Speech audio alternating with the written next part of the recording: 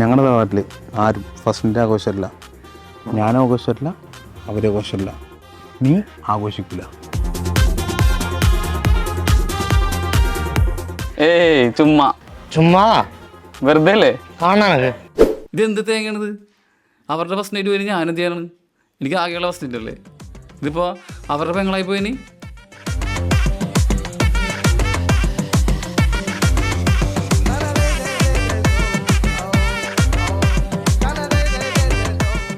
അങ്ങനെ കല്യാണം കഴിഞ്ഞ് മൊത്തത്തിൽ വൈബ് അങ്ങോട്ട് സെറ്റ് ആവണല്ലോ.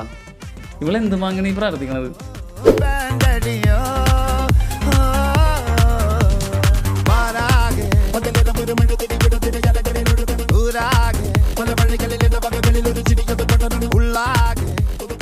മണ്ടന്മാരൊക്കെ എന്നെ പറ്റിക്കണിരുന്നു.